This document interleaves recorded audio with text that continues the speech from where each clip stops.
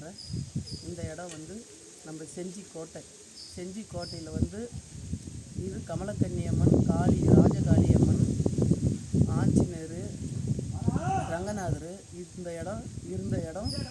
இது வந்து ராஜாக்கள் ராணிகள் வந்து வாழ்ந்த இடம். ராஜா கோட்டை, ராணி கோட்டைன்றது செஞ்சி கோட்டையில் இந்த ஊர் தான் ஃபேமஸ்ஸு. அந்த நாளில் வந்து வாழ்ந்தவங்க. இது வந்து அம்மாளுடைய குளம் வந்து அவங்க தலைமுழுகி அந்த ராணியம்மா ராஜாக்கள் வந்து அவங்க குளித்த இடம் இது. அதே இடத்துல ராஜகாளி அம்மா அமர்ந்திருக்காங்க, மேலே கமலக்கன்னி அம்மா அமர்ந்திருக்காங்க. இந்தாண்ட வந்து ஆஞ்சநேயர், அந்தாண்ட வந்து ரங்கநாதர், இத்தனை பேரும் இந்த இடத்துல இருக்காங்க. இந்த இடத்துல தான் வந்து அமாவாசை பௌர்ணமி நாட்களில் வந்து தண்ணி எடுத்துக்கின்னு அம்மாளுக்காக வந்து தண்ணி எடுத்துன்னு போவேன். தண்ணி எடுத்துன்னு போய் இந்த ராஜகாளி அம்மாளுக்கு நாளைக்கு பௌர்ணமி, ஆணி போய் இது சித்திரை போய் வைகாசி போய் ஆணி மாதம். இன்றைக்கி பௌர்ணமி, நாளைக்கு வேலைக்கிழமை, இன்றைக்கி புதன்கிழமை ஃப்ரீயாக இருக்கிறேன்னு சொல்லி அம்மாளுடைய ஆலயத்தில் வந்து குளிச்சுட்டு தண்ணி எடுத்துக்கின்னு போய் அம்மாளுக்கு நாளைக்கு வேலைக்கிழமை அபிஷேகம் பண்ணுவேன். அதே மாதிரி அமாவாசை நாள் வந்துச்சுன்னா வந்து முன்னாடியாகவே குளிச்சுட்டு அன்றைக்கி வந்து அபிஷேகத்துக்கு தண்ணி எடுத்துன்னு போய் அம்மாளுக்கு இந்த குளத்தோடி தண்ணி அம்மாளுக்கு அபிஷேகம் பண்ணுவேன்.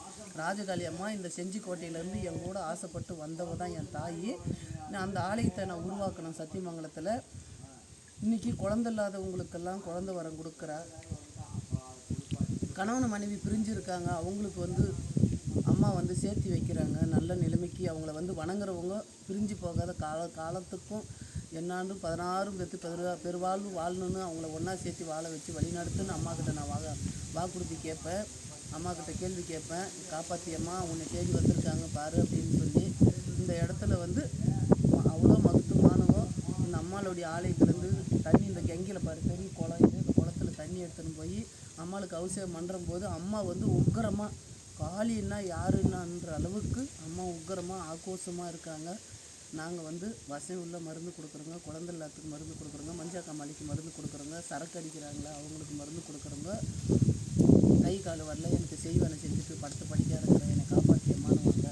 என்னால் முடிஞ்ச வரைக்கும் நான் உங்களை காப்பாற்றி விட்டுறேன். நல்ல முறையாக நீங்கள் என்றைக்கும் 100 வருஷம் சந்தோஷமாக வாழணும். இதுதான் இந்த ராஜகாளி அம்மாளுடைய ஆசீர்வாதம். இந்த ராஜகாளி அம்மாவை நான் வணங்கி அம்மாக்கிட்ட வந்து 30 வயசில், இன்றைக்கி எனக்கு 55 வயசு ஆகுது. 30 வயசில் இந்த ஆலயத்தில் இந்த குளத்தில் வந்து நைட்டு 3 மணிக்கு நடந்து வருவேன். நான் செஞ்சிலேருந்து 3 மணிக்கு நடந்து வந்து செஞ்சிலேருந்து இந்த குளத்தில் தான் தலை முழுகிட்டு அப்படியே நடந்தே போவோம் காட்டு வழியாக. இன்றைக்கி கோயிலுக்கு போனதுனால கோயிலேருந்து வந்து இங்கே தண்ணி எடுத்துன்னு போய் தான் அம்மாளுக்கு நான் அவசியம் பண்ணுறேன். இந்த என்றைக்கும் நீங்கள் ராஜகாளி அம்மாவை தேடி வாங்க.